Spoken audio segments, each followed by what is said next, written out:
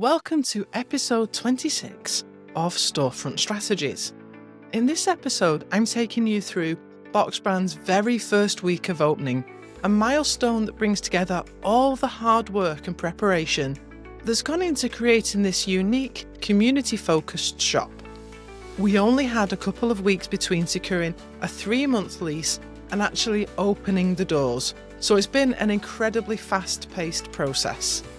Seeing everything come together was rewarding, even though it didn't feel like a big moment of excitement for me, more like the beginning of a long journey, with plenty still to figure out. The first week has also come with its share of unexpected challenges. One of the trickiest parts was getting the space to flow well. With new deliveries coming in, the layout constantly needed adjusting, so I found myself rethinking the setup almost daily. We're still sorting things out as we go, learning what works and what doesn't, and making changes in real time. Keeping the shop door open has been a great way to make the space inviting, but it also gives me an ear to what customers are saying as they walk by or step inside. I've quickly noticed that there's quite a bit of confusion about what Box Brand is all about, which has led to a lot of explaining and refining our message. The biggest lesson I'd like to share from week 1 is this: don't assume you know it all. Listening to customers and adapting based on what they're telling you is essential. This podcast aims to be as transparent as possible about the highs and lows of opening a brick-and-mortar business. There's lots of advice out there that makes starting a business sound easy and instantly profitable, but anyone who's been there knows it's far from that. Some days you may not make a single sale, and that's okay. It's part of the reality of building something meaningful from the ground up. In this episode, I'll cover why we went for a soft opening, how we're constantly adjusting the layout for better flow, and what I'm learning from customer feedback. Plus, I'll be sharing our income for the first week to keep things real and show what it truly takes to start a retail business. Let's dive into the journey of Box Brand's first week. Launching Box Brand was always going to be an evolving process, and from the start I knew a soft opening would be the best approach. Instead of kicking off with a big launch event, we opted for a quieter start, giving ourselves space to get a feel for the operations and address any early challenges. There are a few reasons why I wanted to ease into the business this way, and one of the biggest was the opportunity to fine-tune our processes and our layout without the pressure of high demand from day one. At the moment, I'm fully aware that we don't have the space or the workflows quite right. Our production area, for example, isn't yet optimized for handling large volumes of orders, and the overall shop layout still feels like a work in progress. If a rush of orders were to come in right now, I'd be hard-pressed to turn them around quickly with the level of quality and service I'm committed to providing. By opening gradually, I can focus on improving these areas step by step, building up the business at a pace that ensures both customer satisfaction and smooth internal operations. A soft opening has also allowed us to experiment with the layout and test what works best in a retail environment, where there aren't many directly comparable businesses. Without a clear model to follow, I've had to be flexible, moving stock around several times in the first few days and rearranging equipment in the production area. I want the setup to make sense both from a production standpoint and for customers.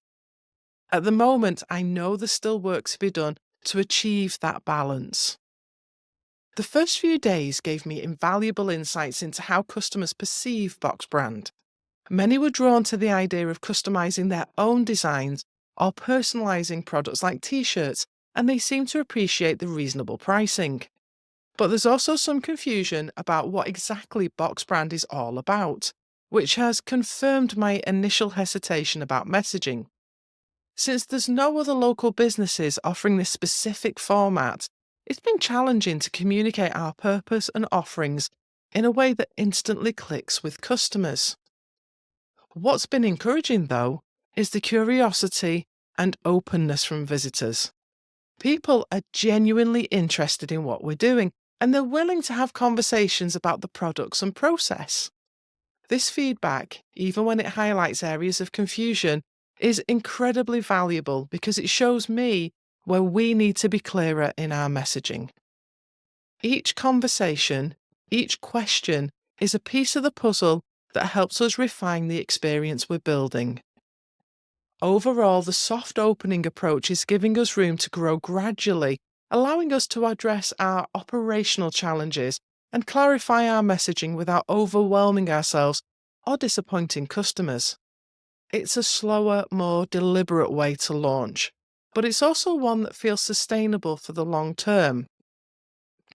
As we continue, I'm committed to using these early lessons to shape Box Brand into a business that truly meets our customers' needs and expectations. One of the first things I realised after opening Box Brand is that the shop layout needed constant adjustments to create the right flow and help customers understand what we offer. Since our concept is unique, customers didn't have an immediate frame of reference for what Box Brand does, which made it crucial to arrange the space in a way that guided them naturally from curiosity to understanding. But as with any retail setup, finding that perfect layout has involved a lot of trial and error. Initially, I wanted to create a gallery concept where I'd display pre-made designs on foam boards along one wall. My goal was to give customers inspiration for what they could create with us. But it quickly became clear that the gallery concept wasn't clicking. People seemed more confused than inspired.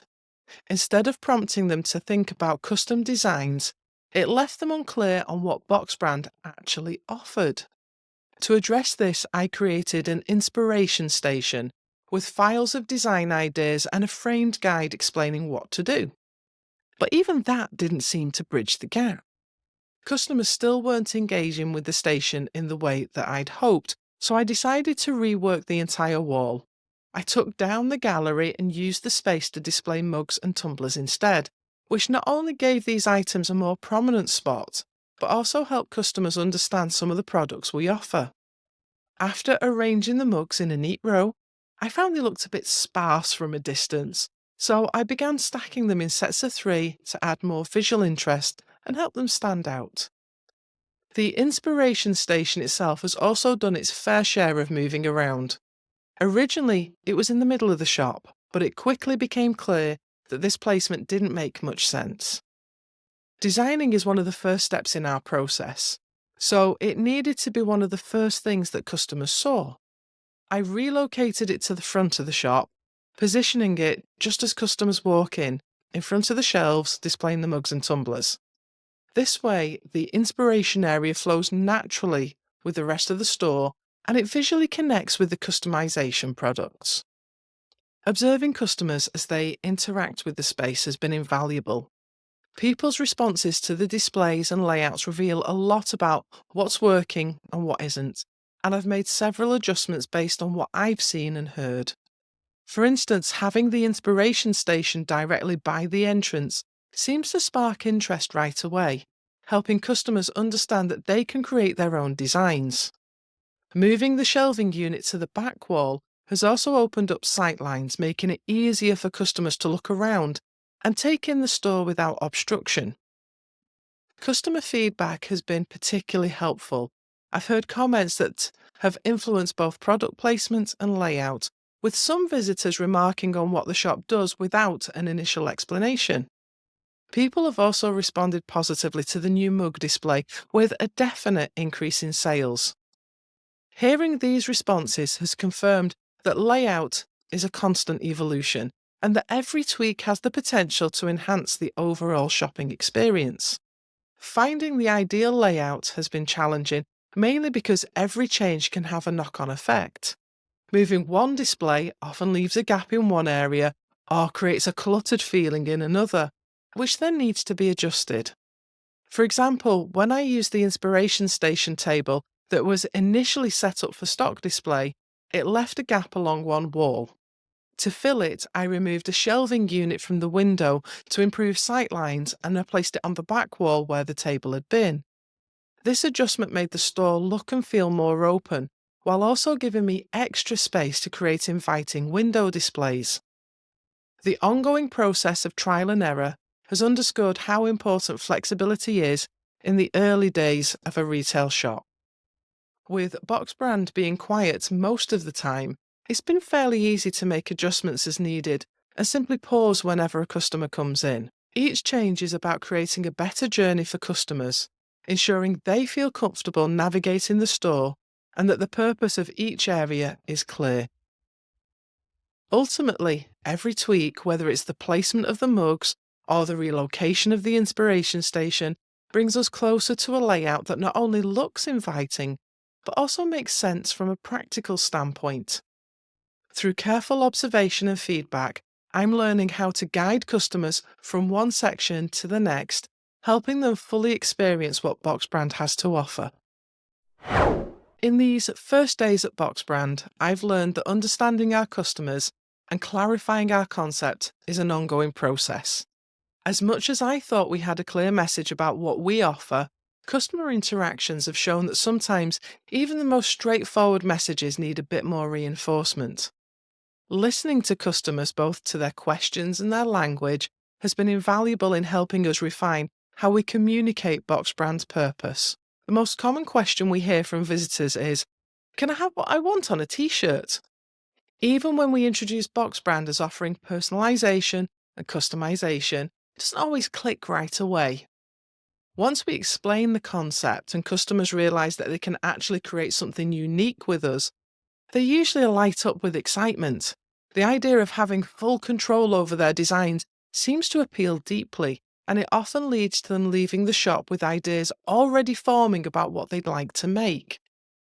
Another question we frequently hear is whether we're just here temporarily as a pop-up. I've explained that we have a 3-month lease as part of an experiment to gauge customer interest. If things go well, we're open to making this a more permanent venture. This pop-up approach has also sparked curiosity, with many customers seeming to appreciate the experimental nature of the store. They're intrigued by the possibility of something new and unique in the area, which adds to the appeal of Box Brand. One of the most eye-opening insights came from Matt, one of my colleagues, who visited the shop with fresh eyes. He noticed right away that from outside, it wasn't clear what Box Brand was all about.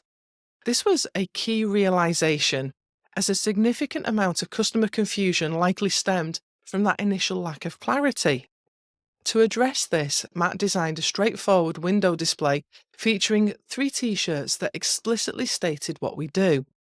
Suddenly, people walking by started to understand instantly, and now you can actually hear people saying, "Oh, you can have your own t-shirts printed in there." This simple change reduced confusion significantly, making it easier for customers to approach us with a clear idea of what we offer.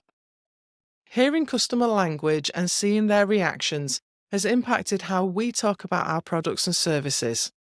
I've noticed that while younger customers tend to engage more readily with the customization concept, older visitors are often curious but less likely to stay and explore the options. By paying attention to these dynamics, we're learning how different customer segments respond and where we may need to adapt our messaging to make it accessible and appealing for a broader audience.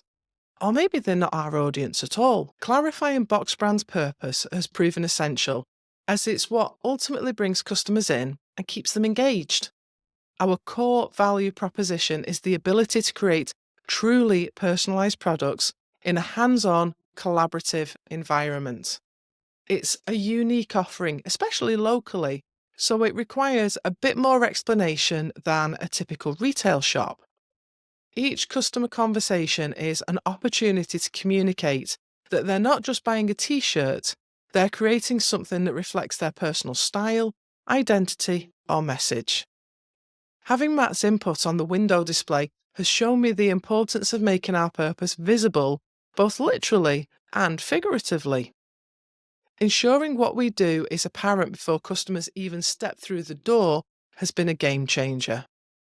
Now we're not only clearer in our communication, but also more intentional in how we present our products. As we continue to learn from customer interactions, I'm committed to refining our messaging further through window displays, signage, and one-to-one conversations. Listening to customers has been the key to shaping a clearer, more compelling story for Box Brand.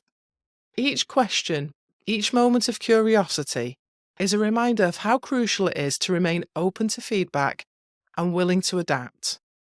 By focusing on clarity and building a straightforward way for customers to understand what we do, we're evolving Box Brand to reflect exactly what our community needs and values. Let's talk about the numbers for week 1. I'm all about transparency, so I'm excited to share our income for this first week. Though I'll admit it's a modest start, our total takings came to £94. Now, while that might seem low, I'm actually not disappointed. Considering we launched quietly with no big announcements or promotions, this initial income feels like the baseline we can build on. This week was all about observing, learning, and letting people discover Box Brand at their own pace. We didn't advertise or heavily push the opening, so our visitors were entirely from passing foot traffic. With that in mind, it's encouraging that even with this low-key beginning, we made some sales, particularly with our ready-made mugs and tumblers. These items seem to catch the most attention, and it's clear that they resonate well with customers who want something tangible without needing much customization. One of the key takeaways from this week is that Box Brand will likely be a business that benefits from multiple touchpoints before customers make a purchase. It's a concept that requires a bit of thought, especially for custom orders, so it's natural that people may visit a few times, explore the options, and get inspired before they're ready to buy. The interest in mugs and tumblers tells me that these products make a great entry point for customers, and they'll be a valuable asset in drawing people into the custom experience we're offering. Going into week 2, I'm excited to see what happens now that we've made some adjustments. With the t-shirts displayed more prominently in the window, people are already beginning to notice us and understand what we do a bit better. I'm hopeful this will bring in more curiosity and perhaps lead to a few more conversations about custom orders. Next week is also exciting because we're expecting a big order to arrive, which will add more variety to our displays and help showcase the full range of what we can offer. My goals are simple: keep refining the layout and messaging, listen to what the customers say, and welcome more people into Box Brand as they discover us.